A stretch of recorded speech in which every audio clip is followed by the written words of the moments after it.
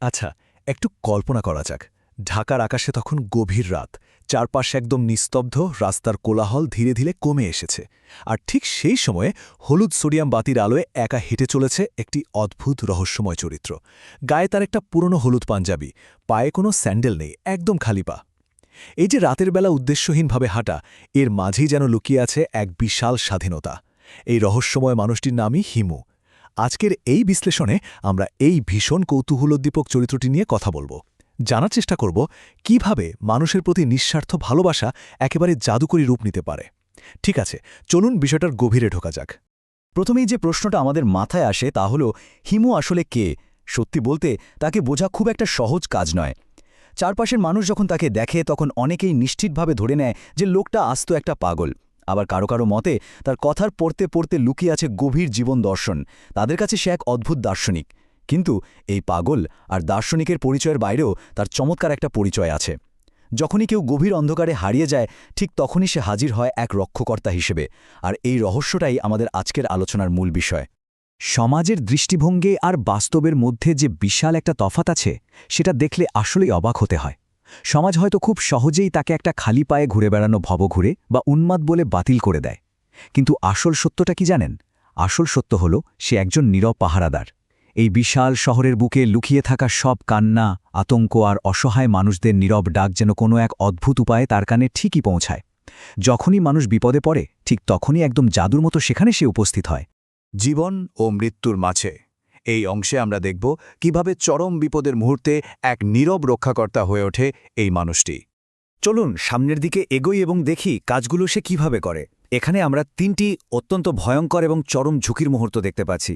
ভেবে দেখুন, বুড়িগঙ্গা নদীর ব্রিজের ওপর প্রেমে ব্যর্থ হয়ে আত্মহত্যা করতে আসা এক যুবক, পুরান ঢাকার এক বস্তির ভয়াবহ আগুনে আটকে পড়া এক অবুঝ শিশু এবং অন্ধকার গলিতে বখাটেদের হাতে বিপদে পড়া মেহেরিন নামের এক তরুণী। প্রতিটি ক্ষেত্রেই কিন্তু চরম সাহসিকতার পরিচয় পাওয়া যায়।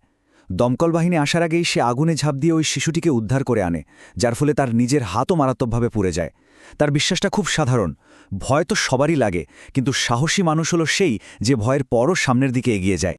আর এই বিষয়টা দারুণভাবে তুলে ধরছে সেই বুড়িগঙ্গা ব্রিজে ঘটে যাওয়া ঘটনার পেছনের দর্শনকে। ওই যে আত্মহত্যা করতে আসা ছেলেটি রিয়াদ, সে যখন তার কষ্টের কথা বলছিল, তখন তাকে বোঝানো হয় যে কষ্ট আসলে খুব সুন্দর একটা জিনিস। কষ্ট না থাকলে মানুষ কবিতা লিখত না, গান গাইত না, প্রেমে পড়ত না। সে মৃত্যুকে মহিমান্বিত করার বদলে মানুষের যন্ত্রণাকেই সৌন্দর্যের উৎস হিসেবে তুলে ধরে। বিশ্বাস করুন, এই একটা মাত্র কথাই রিয়াদের চিন্তাধারা পুরোপুরি পাল্টে দেয়, এবং সেদিন রাতে সে আর আত্মহত্যা করেনি। স্বপ্ন ও আশার আলো। এই পর্বে আমরা দেখব কিভাবে সমাজের একেবারে অবহেলিত মানুষদের মাঝে মর্যাদা আর ভবিষ্যতের বীজ বোনা হয়। এখানে আমরা হতাশা থেকে আশায় রূপান্তরের দারুণ একটা ধাপ দেখতে পাচ্ছি। ঢাকার ফুটপাতে ভিক্ষা করা আর ময়লা কুড়ানো শিশুদের দেখে হঠাৎ একটা প্রশ্ন করা হয়েছিল, গরিব হলে কি মানুষ হওয়া যায় না? এরপর রাস্তার পাশেই পুরনো কিছু বই দিয়ে শুরু হয়ে যায় এক ছোট্ট স্কুল। এই ছোট উদ্যোগটা শিশুদের জীবন কিভাবে বদলে দেয় তার সবচেয়ে বড় প্রমাণ হলো যখন সেই পথ শিশুদেরই একজন তার খাতায় লেখে যে তার স্বপ্ন বড় হয়ে ডাক্তার হওয়া। একজন সামান্য খালি পায়ের মানুষ কিভাবে সমাজের সবচেয়ে পিছিয়ে পড়া শিশুদের মাঝে স্বপ্নের আলো জ্বেলে দেয়, এটা তারই একটা উজ্জ্বল দৃষ্টান্ত। এই ডেটাগুলোর দিকে একটু নজর দিলেই বোঝা যায় পথ হারানো বা দিশেহারা মানুষদের জীবনে এই চরিত্রটির প্রভাব কতটা ব্যাপক। বৃষ্টির রাতে হারিয়ে যাওয়া ছোট তুলিকে তার মায়ের কাছে ফিরিয়ে দেওয়া, কমলাপুর স্টেশনে পথ ভুলে যাওয়া বৃদ্ধাকে ময়মনসিংহে ট্রেনে তুলে দেওয়া, কিংবা ঢাকা মেডিকেলে টাকার অভাবে ছেলের অপারেশন করতে না পেরে কাঁদতে থাকা বৃদ্ধের জন্য সারা দিন রাস্তায় রাস্তায় ঘুরে টাকা জোগাড় করা, প্রতিটি ঘটনাই কিন্তু এক অনন্য মানবিকতার গল্প। তার দর্শন খুব সহজ, জীবনটা আসলে শুধু হারানো আর খুঁজে পাওয়ার গল্প। রাজশাহীর এক গ্রামে সজীব নামের এক অন্ধ ছেলে দেখা মিলেছিল। ছেলেটা অসাধারণ বাঁশি বাজাত, কিন্তু গ্রামের মানুষ তাকে নিয়ে শুধু হাসাহাসি করত।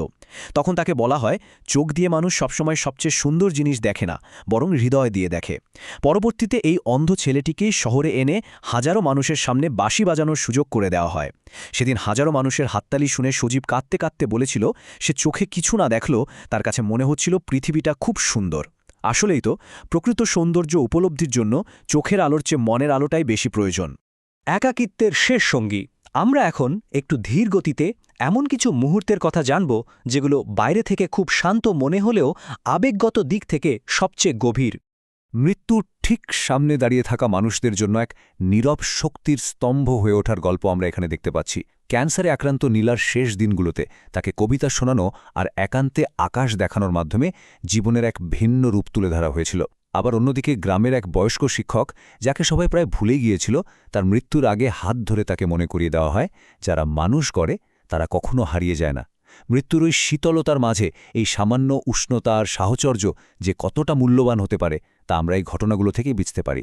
এখন এখানকার সবচেয়ে ইন্টারেস্টিং বিষয়টা হলো ক্যান্সারে আক্রান্ত নীলার এই গভীর পর্যবেক্ষণটি। একটু খেয়াল করুন, সারা জীবন যে মানুষটি অন্যদের একাকিত্ব দূর করেছে, অন্যদের বিপদে সবার আগে ছুটে গেছে, নীলা খুব সহজেই ধরে ফেলেছিল যে সে নিজেও আসলে ভীষণ একা। সবসময় হাসিখুশি থাকা ওই ভবঘুরে মানুষটির ভেতরে যে এক বিশাল একাকিত্ব লুকিয়ে আছে তা নীলার এই একটি বাক্যে উন্মোচিত হয়ে যায়। আর সবচেয়ে বড় কথা হলো, নীলার মৃত্যুর দিনই প্রথমবার এই রক্ষকর্তার চোখে পানি দেখা গিয়েছিল। এই একাকিত্বের ভার যেন তাকেও বহন করতে হয়। ভালোবাসাই সবচেয়ে বড় জাদু। আমরা আলোচনার একেবারে শেষ পর্যায়ে চলে এসেছি, যেখানে পুরো বিষয়ের মূল নির্যাসটা আমরা তুলে ধরব। তাহলে এখানকার সবচেয়ে জরুরি পয়েন্টই হল জাদুর এই নতুন সংজ্ঞাটি। জাদু বলতে এখানে কোনো অতিপ্রাকৃত বিভ্রম বা ম্যাজিক ট্রিক্সকে বোঝানো হয়নি। মানুষকে বাঁচিয়ে রাখা এবং নিঃস্বার্থ ভালোবাসার মাধ্যমে মানুষের পাশে দাঁড়ানোই হল আসল জাদু।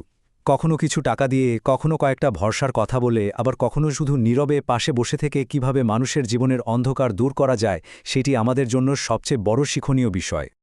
সবশেষে এই গভীর একটা প্রশ্ন সবার সামনে রেখে আজকের আলোচনা শেষ করতে চাই। সহানুভূতির এই নীরব জাদু কিভাবে আমাদের নিজেদের পৃথিবীর এই অবহেলিত কোণগুলোকে বদলে দিতে পারে? একবার ভেবে দেখা যেতে পারে কিন্তু।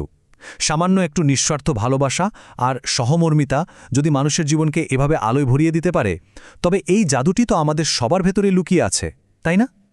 আজ এ পর্যন্তই। পরবর্তীতে নতুন কোনো দারুণ বিষয় নিয়ে আবারও গভীরে প্রবেশ করা যাবে। ভালো থাকবেন সবাই।